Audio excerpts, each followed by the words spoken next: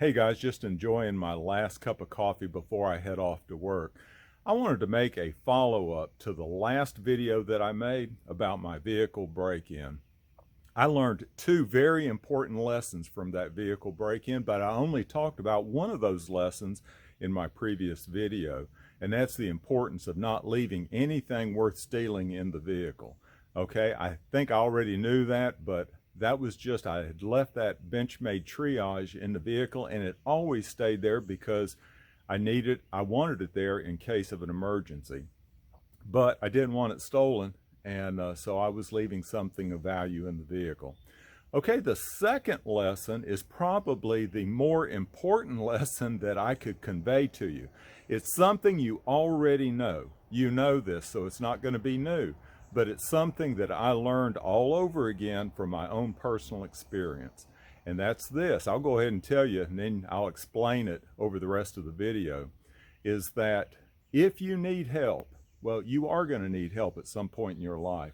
When you need help, the police is not going to be around. So that was a vehicle break-in. It wasn't an emergency, but let me tell you exactly how it happened what happened after I found out about it. So I went outside. I was going to load up some trash and take it to the dump. Found the vehicle had been broken into and something had been stolen. Okay, my initial reaction was not to report it, and then I thought, no, I need to, just from data points, the police know where criminal activity is going on. So then I thought, how do I report it? Okay, I haven't had a reason to call the police in a long time. So I don't have a phone directory anymore, where none of us, I think, do.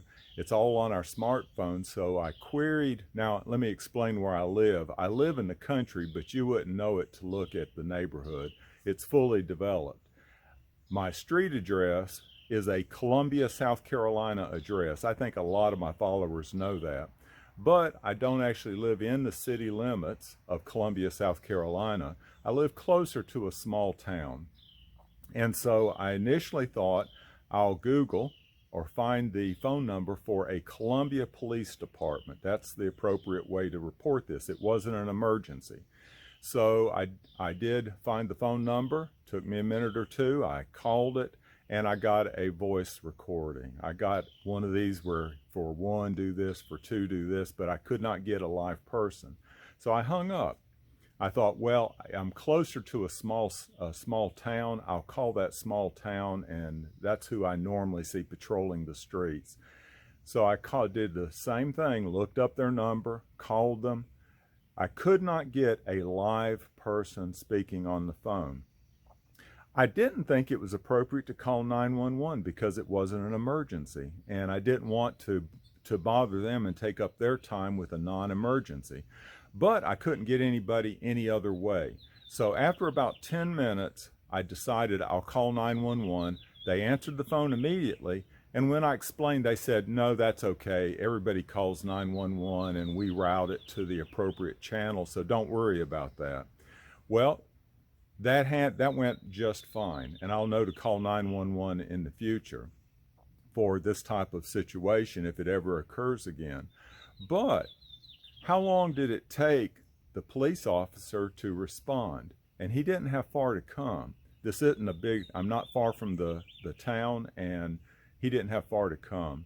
It took him about 20 minutes to get here. So if that was an emergency situation, if someone was breaking and entering into our house, or someone was threatening us, or whatever the situation might be, I can look at about a 20-minute wait before the person gets here. The lesson is you're pretty much on your own. Don't count on the police. And you know that, you've heard that over and over, but I can tell you from my own data point, I'm talking data points lately. Everything in life is another data point, and this is an important data point, that you're on your own. You need to be able to respond to the threat immediately, which is why we have a Second Amendment right to defend ourselves. Okay, I did enjoy talking to the officer when he did come. He was very professional.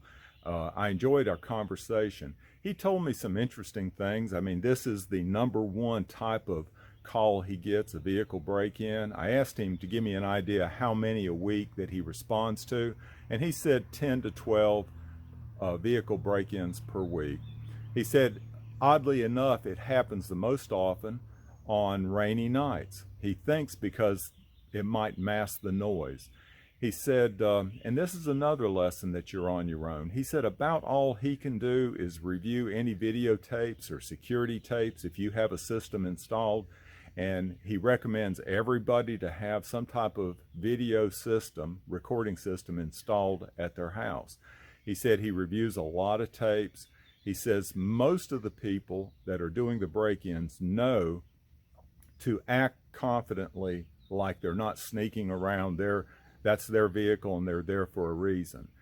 So anyway, happens on rainy nights, need your to leave your vehicle locked. But the other piece of advice he gave was make sure you have a security video recording security system in.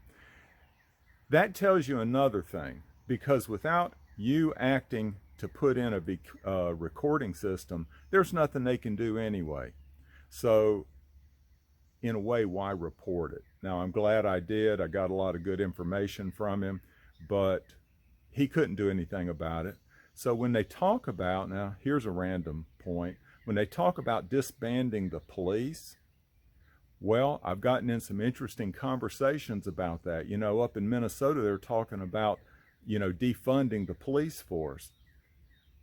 Well, I enjoyed my discussions with this officer, but he really didn't do me any good. I mean, I would have had to have helped myself in this situation, not rely on the police. So I know they do good. They're, you know, monitoring. They're doing street crossings for the children. They're doing all kinds of things, I'm sure. The only thing that they've done for me in the past 2 or 3 years is give me 3 seatbelt tickets for not wearing a seatbelt. So I've got a slightly different take on whether the police should be defunded right now. Anyway, I just thought that would be interesting. I learned 2 lessons, but I only talked about 1 in the past video. The more important lesson is look out for yourself, because, you know, basically it's up to you. Don't count on the police. Y'all take care. Have a good day.